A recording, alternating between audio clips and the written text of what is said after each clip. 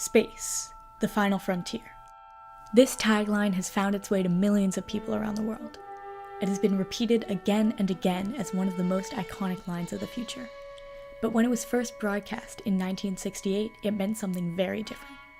Star Trek was the start of a new movement, a movement of Black women getting involved in science. Nichelle Nichols, as an actress on Star Trek and a spokesperson for NASA, served as the face of that movement. She inspired many Black women like her to reach for the final frontier themselves, and to cross it.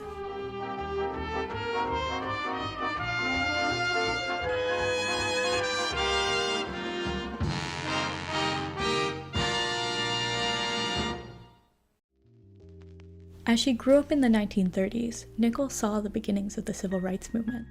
Her hometown, Robbins, Illinois, was unique in that it had an all-Black local government. Her father was even the mayor of the town. This exposure to Black leadership had a big influence on her tolerance of racism in the future. As Nichols recalls in her autobiography, "I could not tolerate racist comments and actions. As a girl, she adored singing and dancing. Her dream was to be a Broadway actress. But eventually, after meeting Gene Roddenberry through a guest appearance on his show The Lieutenant, she would land her most pivotal role, Lieutenant Uhura, Chief Communications Officer of Star Trek, the original series." But before we can get to that, we have to talk about what television was like for Black women in the 60s.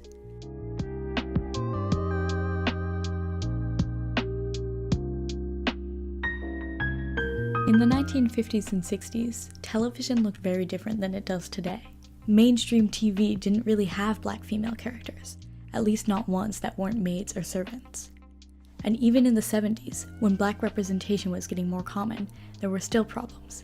Blaxploitation films, or movies that perpetuated harmful stereotypes of Black people, were becoming more prevalent. Nichols even struggled with this firsthand when she starred in the blaxploitation film Truck Turner in 1974. In an interview with the Wall Street Journal, Nichols spoke about her experience auditioning for the movie. "All you saw in blaxploitation films was the Aunt Jemima, flirty girl, or the hooker. I said I'll play the madam and she'll be so fantastic. The producers told me the madam was supposed to be this 350-pound Black woman. I said no, that's just what's on the paper. What if she was tough, no nonsense, and mean because of the life she'd lived, but elegant as well?" Nichols changed the stereotype-ridden character the producers had envisioned into a more positive role. It wasn't perfect by any means. The movie was still a blaxploitation film, but Nichols still made a significant improvement with her influence.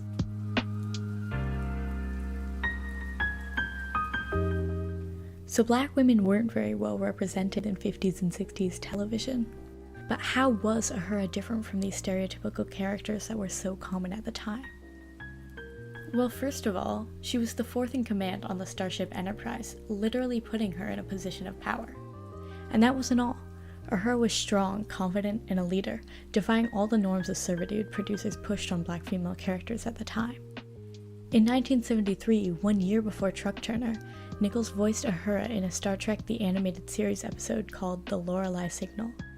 In the episode, when her white male superiors are incapacitated and the ship is in chaos, Uhura takes charge, and when asked by a fellow crewmate what she is doing, she says, "Taking command of this ship." This kind of strong, commanding characterization is what made Uhura completely groundbreaking for her time.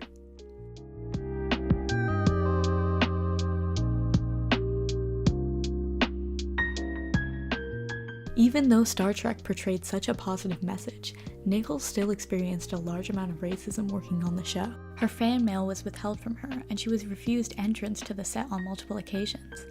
And even though she was incredibly involved in creating Uhura, the character was literally made for her, her input was often overlooked. This all built up to a breaking point. After the first season, Nichols told Gene Roddenberry, the creator of Star Trek, that she was leaving the show. She had an offer to act on Broadway, which was her original dream, but Roddenberry asked her to take the weekend to think it over, so she agreed. Over the weekend, Nichols attended an NAACP meeting where she was introduced to, quote, a fan of Star Trek. This fan, to Nichols' surprise, was Dr. Martin Luther King Jr. After casually mentioning that she was planning to leave the show, Dr. King seemed deeply concerned. In her autobiography, Nichols recalls him telling her that she could not leave the show, saying, "This is not a Black role, and this is not a female role. You have the first non-stereotypical role on television, male or female. You are not important there in spite of your color. You are important there because of your color. These words from one of the most iconic leaders of the civil rights movement illustrate exactly how vital Nichols' role on Star Trek was in advancing Black representation in film. But Nichols had her doubts. Couldn't she be doing more for the civil rights movement on the ground? But as Nichols remembers, Dr. King thought she was worth more on Star Trek. He says, no, we don't want you there. We have enough marchers. We have enough famous people. We need you on that great communicator. We need you on that screen. Because she stayed on for the second season, Nichols was able to act in one of the most important scenes of the show, her kiss scene with Captain Kirk in the episode Plato's Stepchildren.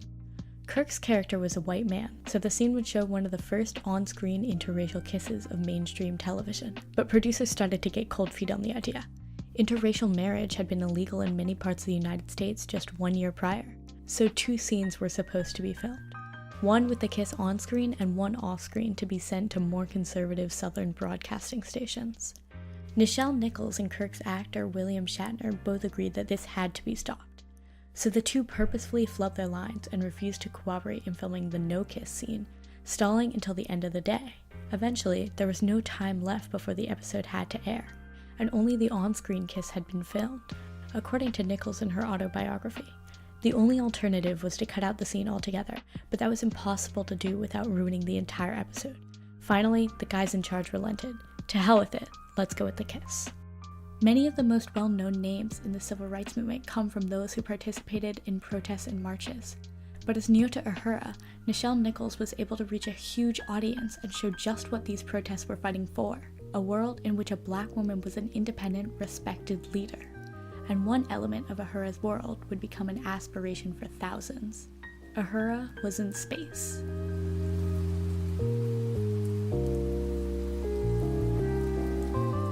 After her work on Star Trek, Nichols was able to turn that dream into a reality.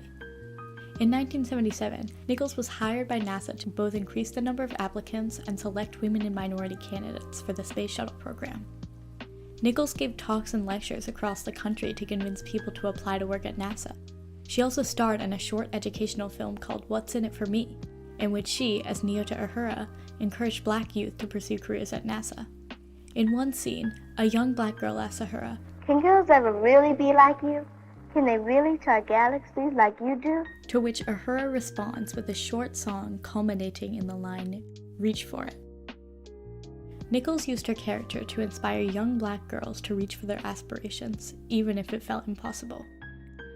Not only this, but Nichols also starred in a recruitment ad for NASA, in which she directly correlates real-life minority astronauts with those seen in Star Trek.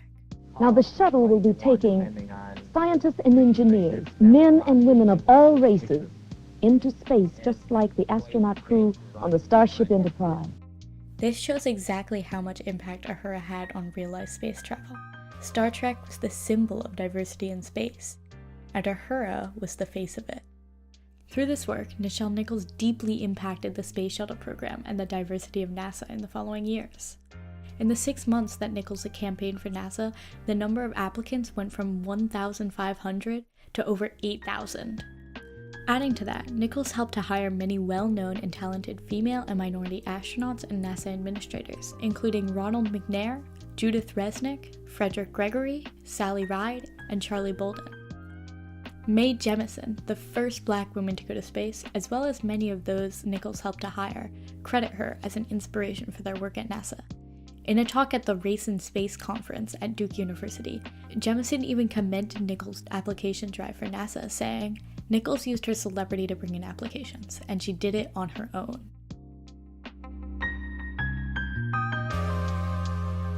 Nichelle Nichols was one of the most influential figures for Black women of her time.